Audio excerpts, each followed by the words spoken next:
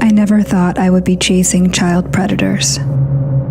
It was 2 years ago when our team intercepted conversations between a 12-year-old girl and a 40-year-old pedophile. He wasn't just talking to her, he was abusing her, coercing her, collecting images and videos, and no one in her life, her parents, sixth grade teacher, or friends, knew what was happening.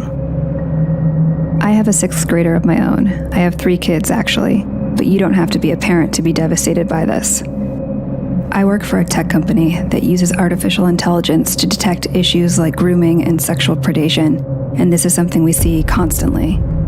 These abuses are occurring quietly and mostly go unreported, and we want parents to know exactly what we know about what happens online. So we made a plan. A man has been arrested for allegedly raping a 15-year-old that he met over Snapchat. Instagram has become the #1 social media site. At the top of the free download. We've also seen firsthand the predatory symbiotic relationship that exists between Instagram and Snapchat.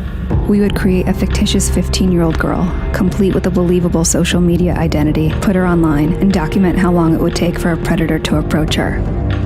But creating a person out of thin air is complicated.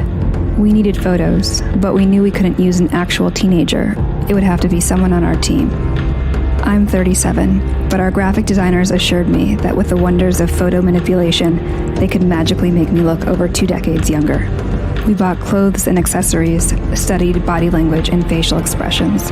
We methodically covered and edited signs of aging, wrinkles, weight shifts, and stretch marks.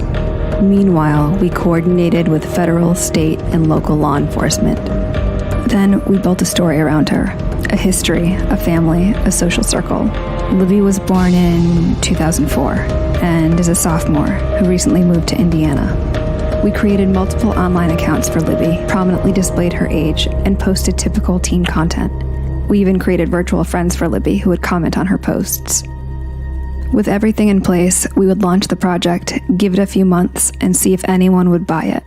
So we hit the button, and Libby went live.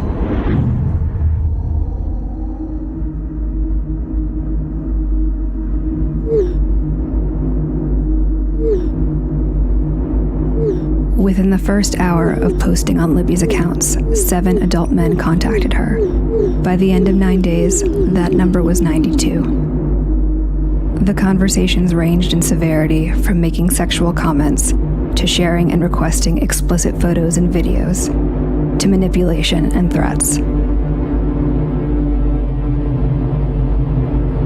The onslaught was so massive, it took 5 of us playing Libby full-time to keep up. We decided to move off-site where we could scale up the operation and gather as much information and evidence as possible. Since Libby is 15, men might try to falsely justify their actions towards her because of her proximity to adulthood.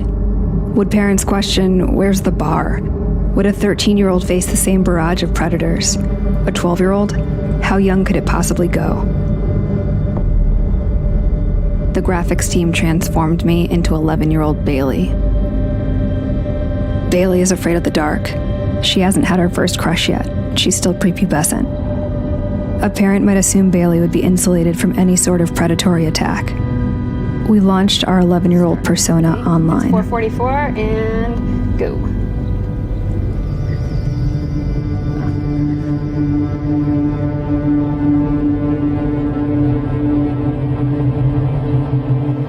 One like from a guy whose profile photo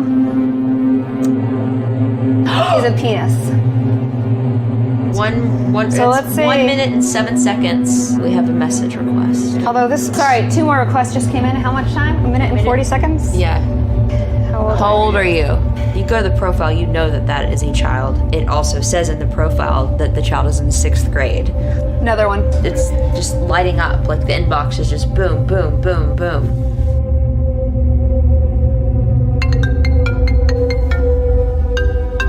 An incoming video call in less than 5 minutes.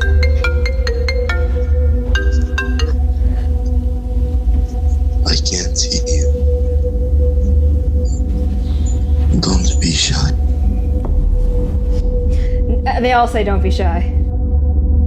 Few parents know just how dangerous these platforms are for so many kids, so we brought some on site so they could see for themselves. 11-year-old Bailey's persona was approached with an even more disturbing level of manipulation and requests.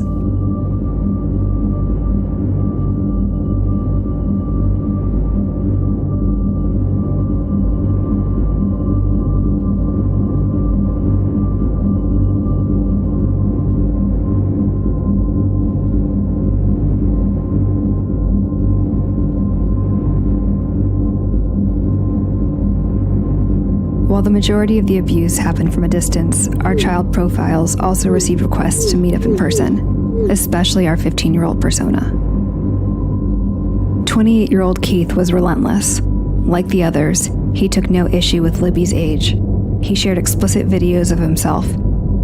He treated the virginity of an underage girl as a prize to be stolen. It was a tough decision, but if Keith wanted to meet Libby in person, we would let him. We synced up with our law enforcement contacts, and within 24 hours, we were on the ground and ready to meet. We already had evidence of what he had done online, but was he willing to carry things out in real life? We knew 37-year-old me attempting to pass for 15-year-old Libby would be a challenge. But I would wear a hat, a lot of makeup, and a big sweatshirt, and see if he showed up.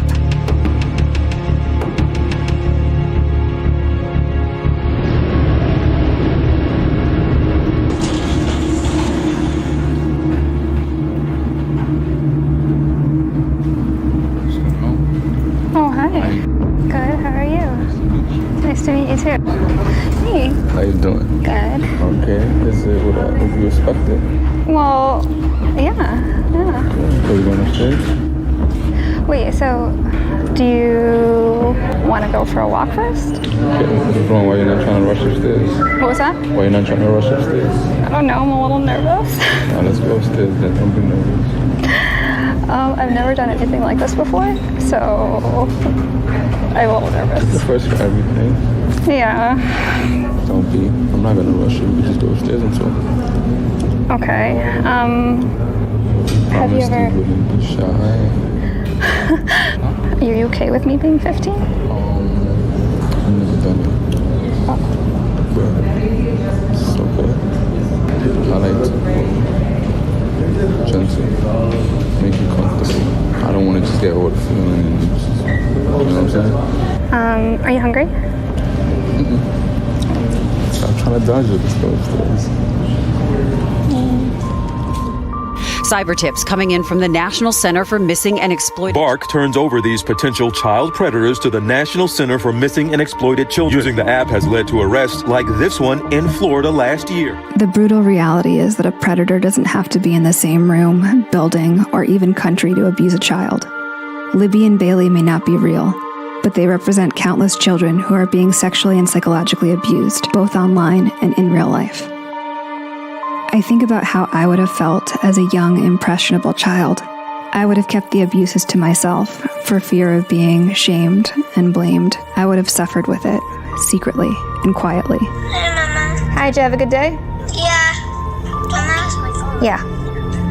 I was wondering, so in 2 more days you're gonna come back? That's right.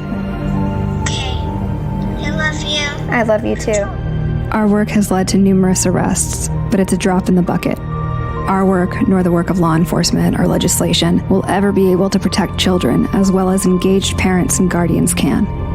When asked, my advice for parents is to talk to your kids early and often, know what apps they're using and with whom they're communicating.